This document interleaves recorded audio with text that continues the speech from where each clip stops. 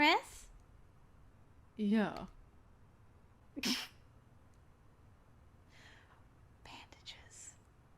What? Am I dumb? I'm dumb, aren't I? Great. This is gonna be like an awkward conversation I'm gonna have with my husband. To be like, bandages? And then he'll probably explain. I'll be like, oh. Well, wish me luck on that convo, guys. Oh, no.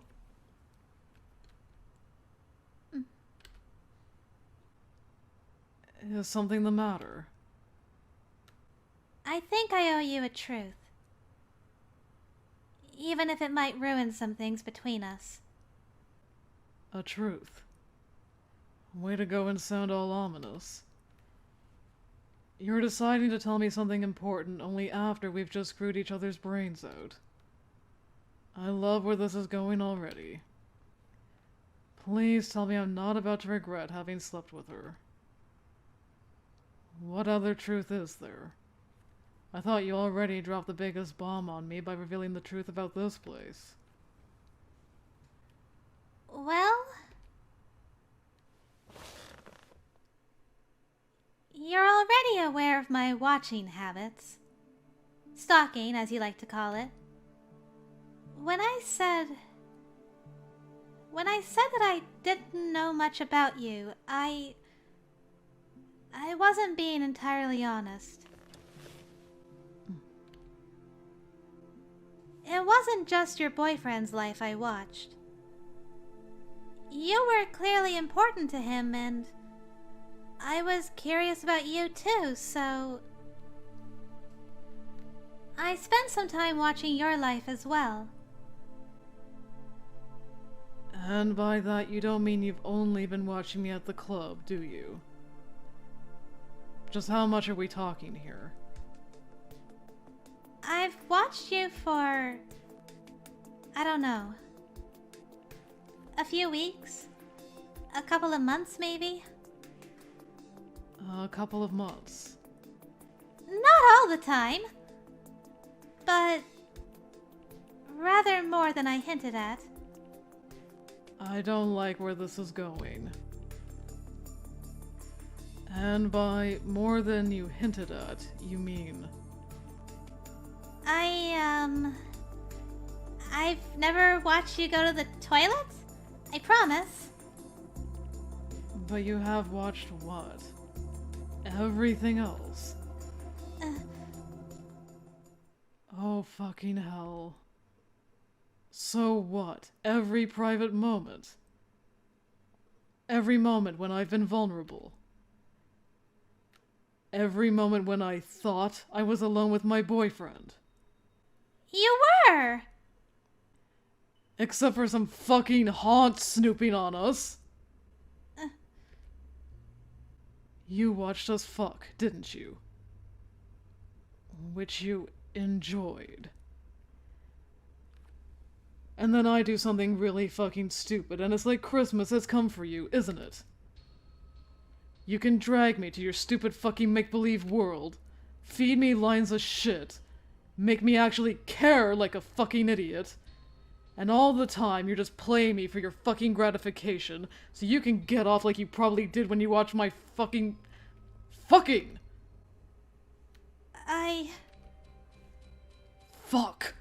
you. Chris! Oh, damn. Fuck. This is all so very wrong.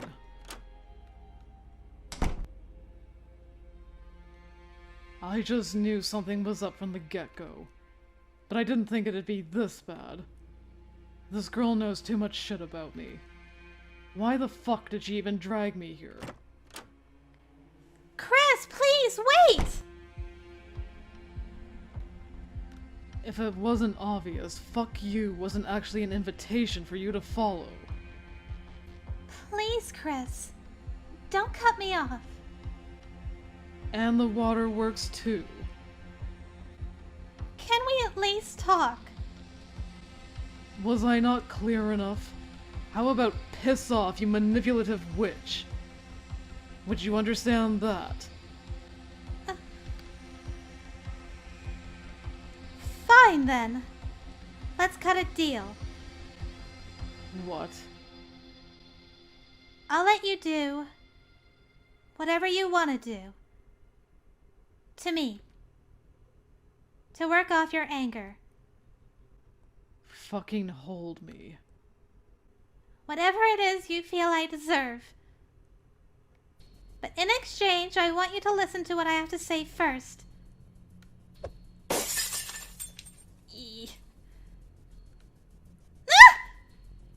What the fuck are you even saying? You think that's something that will make me feel better? Something that will make me feel good about myself? Giving into that shit doesn't fix a goddamn thing. It never fucking does. Fuck you for even suggesting something like that.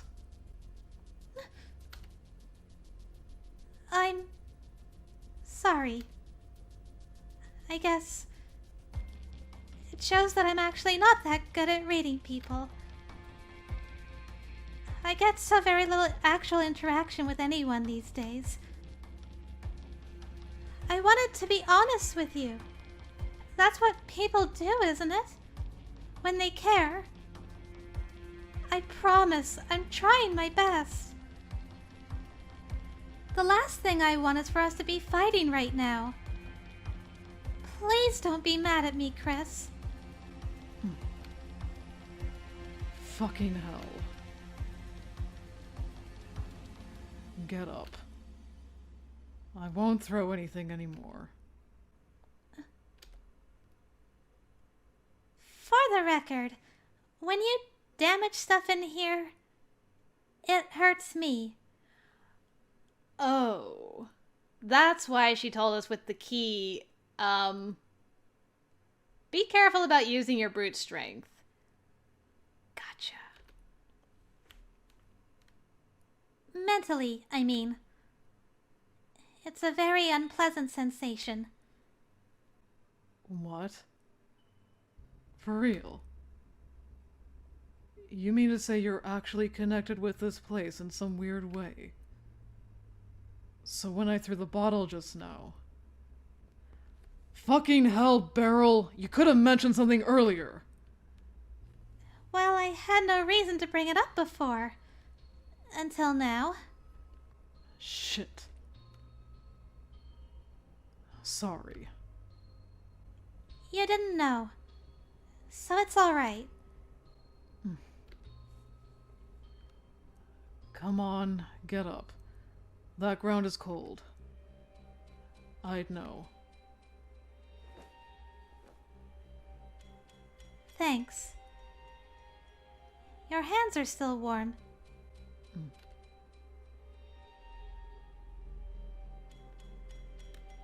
None of this is fair, Beryl. Because essentially I know almost nothing about you. And you seem to know far too much about me. If you've been watching me for God knows how long, you must have had a decent idea of what kind of person I am long before I even met you. You probably predicted how I'd act in here. From the very beginning, you were manipulating this whole situation to your advantage. Fuck, I'm such an idiot. Why the hell did I stop listening to my intuition? You're right. Like you said, none of this is fair. I can't fix that. But it's not like I predicted we'd ever get a chance to actually meet like this. That you would ever get the chance to see me or interact with me. It's true that my motives aren't completely selfless. But it's not like I had bad intentions while dragging you here, did I? I brought you here because it seemed like the only sensible thing I could do when I found you. I mean, in case you hadn't noticed, I'm trying to save your life. And yes, I've seen you at your worst. But I've also seen you at your best. Oh yeah. And just when was that? Because I don't even remember the last time my life didn't seem to be down in the dumpster. Unless by best you mean me staying sober for most of the day. You're exaggerating, Chris. You might be rude and selfish most of the time, but you're actually kind to people you care about.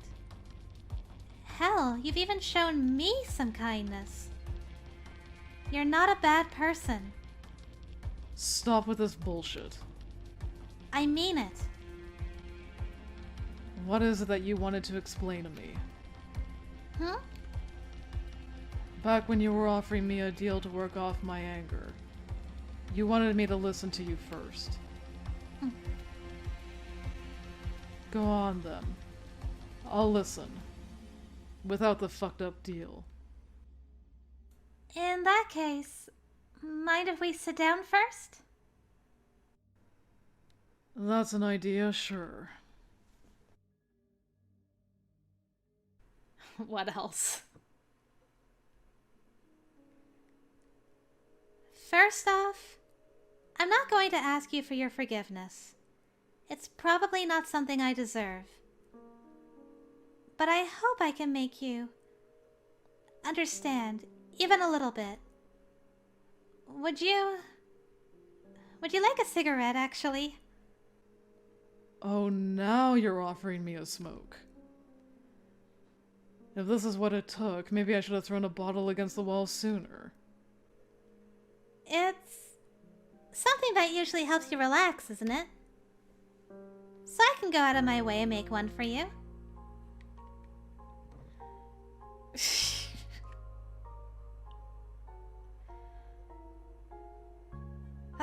Sure. You know what? Sure, I'll take you up on that offer. To be fair, I thought it was going to be hell when I woke up with my cigs missing. But surprisingly enough, it hasn't been too bad so far. I guess it only makes sense, considering what this place is. So I suppose any kind of possible withdrawal is just all in my head here. Still, a smoke would be nice.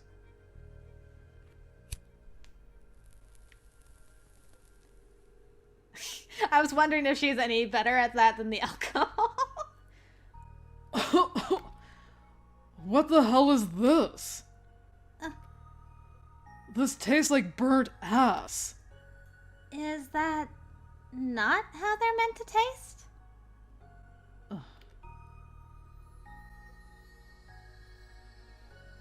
That's how they always smell to me, as far as I remember. It doesn't feel as though I can get much right at the moment. I should have known. She couldn't master the taste of booze. Let's just say that unless you really dislike someone, you should never ever offer another cigarette in here. I mean, I've smoked some dodgy stuff in my time, but that... Chris, you flatterer. Nice tits. Better? Better. I'm so good at this. Good job, Chris. So, can I? Yeah, just continue. Before you get any other bright hospitality-related ideas. Okay, so... being dead has its obvious drawbacks. But in some ways, being a ghost is even worse. Since I'm already dead, I can't exactly die again. So I'm trapped like this. And over time I lose pieces of memory. I forget what makes me, me. As far as I'm aware, there are two ways this can end for me. There's a peaceful end if I can resolve things. And if I can't, there's an end where I lose my ability to think properly, when all I am is pain and regret and longing and loss. And that... I don't think that ends. I've seen what happens when a ghost loses their sense of self like that. It's uncomfortable to even be close to them for long. There are more of them. See, when people say a building feels wrong to them, that it's cold, that it creeps them out, that's what might be left there. That's your real fucking haunt. Not that most people can see them any more than they can see me. It's just that the sense of wrong is stronger, and more people can feel that. Every time I create this world, I push myself a little closer to that. Materializing this place is a strain. It damages me, I think. Makes my mind deteriorate faster. But it's also my only chance. I don't know how long I have. Probably quite a long time still, because I still feel very much me, but as far as the real world's concerned, I basically don't exist. People can't see me. They can't hear me, can't feel me, can't interact with me at all. I'm surrounded by people in life, and I'm completely on my own. Here, though, I'm able to interact with someone. For a limited time, but still. It's pretty much the only chance I have to let someone get to know a little bit of me, however much of that is left. And through that, I cling to the hope that once they're back in the real world, they'll remember me, and that they'll possibly find out who I was. Maybe that will be the key to unlocking what my regret was, and then perhaps I can escape this. And that leads on to people like you. If I were to just shut myself away completely from everyone and everything, I don't think I could handle that. I mean, there's lonely and there's isolation. So I sort of live a little through other people. I follow them. I watch them. I experience moments of their day, secondhand at least. It's not properly fulfilling, but it's something that helps keep me going. Gives me an anchor of sorts, helps me remember what it's like to be human. I know it's an intrusion, and I'm sorry, I really am. It always felt not innocent, but like it wouldn't hurt anyone. The people I've been watching would never know I'd seen them, and it's not like I could tell anyone else about what I'd seen either. So it would really be just my secret? It sounds like a weak excuse, I know. Especially when I watch what goes on behind closed doors. Because sometimes it's been such fun watching someone, maybe at a club, and they were dancing and laughing and so alive. And then they go home with someone and, well, it's hard to stop watching sometimes, you know? You know, if this whole shit wasn't so serious, it would be almost funny. You basically have an infinite supply of tickets for some live-action porn. Is that what you deduced from all of it? I know, my mind's a warped genius sometimes. But I'm pretty sure some people would pay a lot of cash for that kind of shit. Are you one of them? I'll neither confirm nor deny my answer to that question. When you and your boyfriend stopped seeing each other, I wondered what had become of you. So I'd look in at your place sometimes. More often than not, you weren't there. But sometimes... well, sometimes you were, and sometimes you weren't alone, and I shouldn't have watched. But I did. So that one time when And the last time I visited, I found you in your tub. Have to admit, it freaked me out pretty bad. Right. I actually did wonder what led you to me. Whether it was something you could sense, being the way you are. But I guess this answers my question. You didn't find me by coincidence. Well, the timing was coincidence. Had I ended up visiting you a day earlier or a day later, we wouldn't be here at all. And that's another scary thought. So does this make me lucky or unlucky? I don't know, Chris. You tell me. Well, while we're already having an honesty corner here, maybe I can explain a couple of things to you too. Oh, good. I won't have to feel like I've been holding a monologue for the past hour and a half. More like 5 minutes. Wait, did you actually want me to interrupt you? I'm just joking.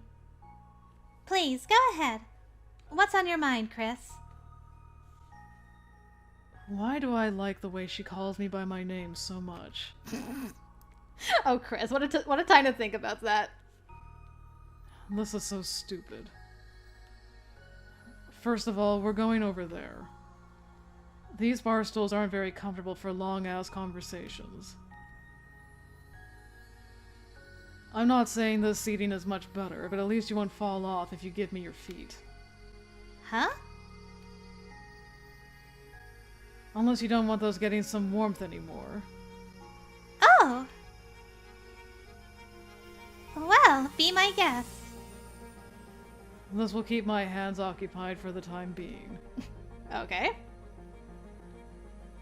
Do you know why I lashed out at you back there? I can hazard a guess. You tend to let your emotions get the better of you sometimes, don't you? That's a nice way of saying someone might have anger issues. It's my fault, isn't it? Because you found your privacy had not been as private as you thought. You probably know this already, but I'm a sociable guy. I usually get along with folk easily. I get along with alcohol pretty easily too. Too easily sometimes. There are times when the two combine well, and there's a night of glorious drunk fucking. Occasionally, the combination doesn't end up that good, though. Sometimes stuff that shouldn't happen, stuff that wouldn't happen if I was sober, happens. But it's behind closed doors. Nobody else knows about it. Me and the other person come to an agreement that it doesn't go any further. And so I manage to parcel these memories up. Hide them away. Not think about them. Pretend they don't exist. If there's nothing to think about, there's nothing to be ashamed of, right? I know, it sounds kind of stupid to say it like that. But it works. It worked.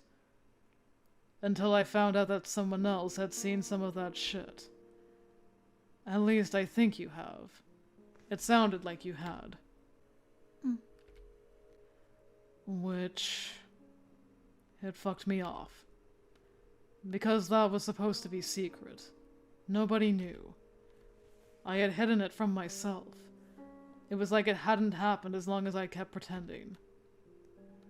Turns out I can't fool myself as well as I thought. And when the shame came out, it turned to anger. Because you knew, and you were there, and I lashed out.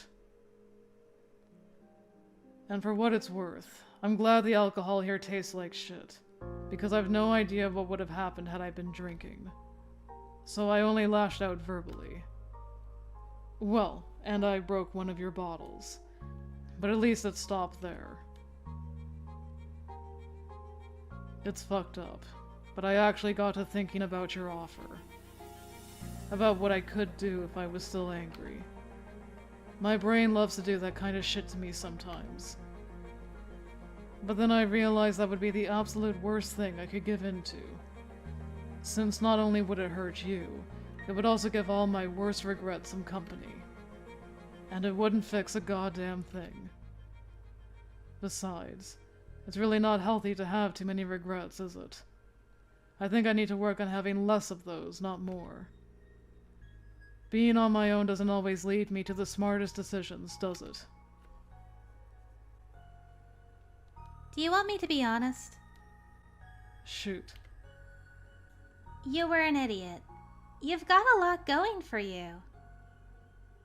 You're handsome, you're smart, lazy, but smart. I mean, you weren't doing too bad in the puzzle-solving department. You were actually doing pretty great compared to some of the people I've dragged in here. Yeah, well, solving riddles requires a different kind of brain power compared to getting one's shit together in life. And you've got at least one person who cares a lot about you. Or two people, if I count right.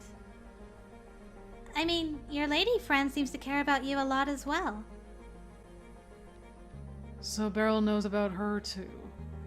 I shouldn't be surprised. Yeah, she's a good friend. You think she wouldn't be sad if she found out what you did? You picked such a painful way to do it too. Sometimes it's hard to see stuff like that. I have my demons, and sometimes I listen to them too much. Especially when they've been working with their friend, Mr. Alcohol. I know that on the surface it might seem easy to say I have a lot going for me, but underneath, it's harder than you'd believe to accept that sometimes. I'm going to tell you something selfish as well. I'm actually a little bit glad that you're an idiot sometimes. Because it meant that you got to steal me here. You're one fucked up girl, you know that. Maybe I am. But a fucked up girl with a little less to be sad about than yesterday. One thing I don't get. You've seen Bad Chris.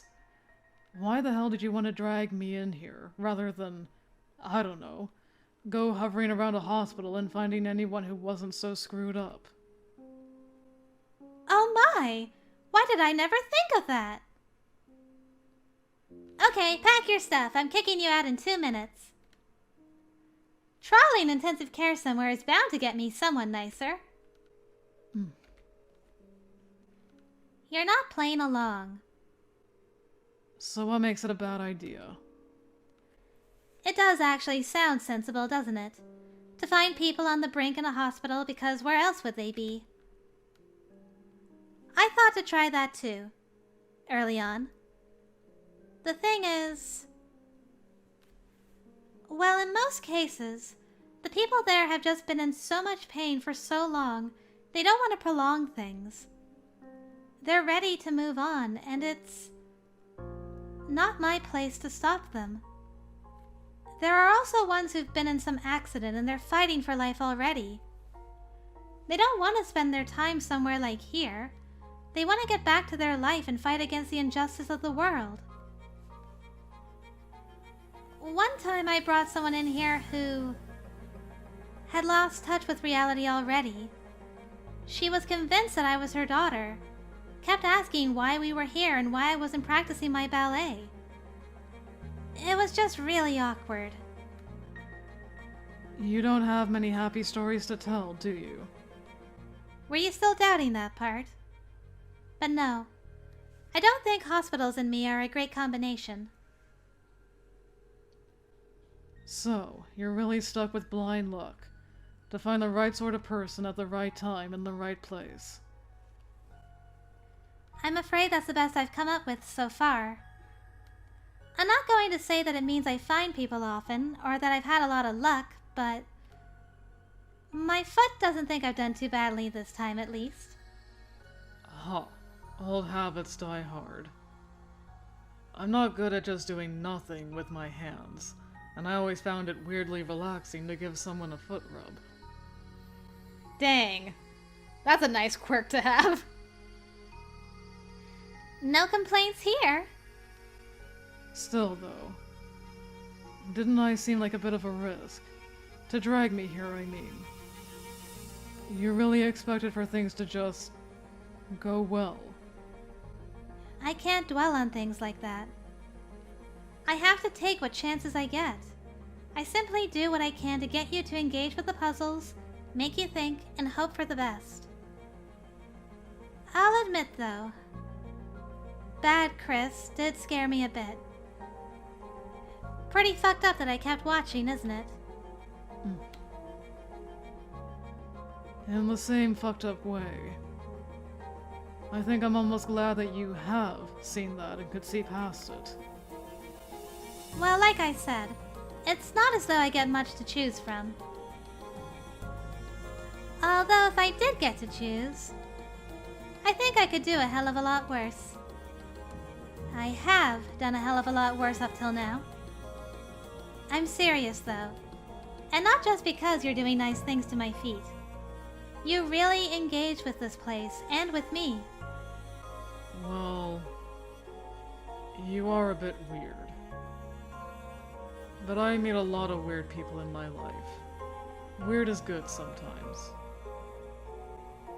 I'm glad you think so. For what it's worth. I'm sorry I made you cry. I shouldn't have gotten angry at you for trying to open up and be honest with me. If I was in your position, I'm not really sure what I might do differently. About watching people, I mean. It's still a little creepy and fucked up, but I think I understand your reasons for doing the things you do. Oh. Okay, I thought she was falling asleep again. It's strange. I wonder how we'd have gotten on if we ever met in the real world. You mean leaving aside that you might be about the same age as my mom? Pity you're not into that, huh? Maybe I'd just have been an ass, and you'd have glared at me, and I'd have thought you seemed cute.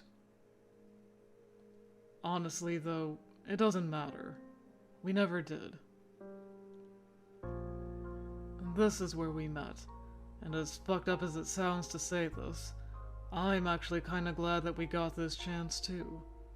Even if the circumstances were very wrong to start with. I've not been dealing with people very well as of late. Fucked a lot up, really. Being here and talking to you like this, it's helped give me some clarity about things. I shouldn't decide that things are too hard, and the answer's in the bottom of a glass of whiskey sometimes. That sounds good. Now I'm starting to get depressed knowing that there's a chance I might forget all of what's happened here. That's what you said, right? Basically, there's a chance I'll wake up, forget all about you, and think that I'm such a failure in life that I can't even kill myself properly. It's possible. As far as I can tell, there's no set rule about that. But I like to believe that you have a better chance of remembering if this world's been memorable for you. Not everyone who's been here before wanted to help. But the ones that did, most never seemed to really show a sign that they remembered. Not properly, at least.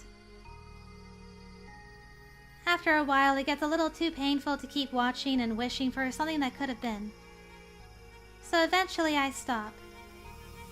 Well, fuck that shit. I don't want to forget.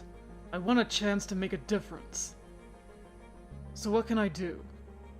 There must be some kind of way to make sure I remember, right? I don't know. There's no manual. Nobody to tell me if I did good or bad. I hate this part. I get my hopes up and...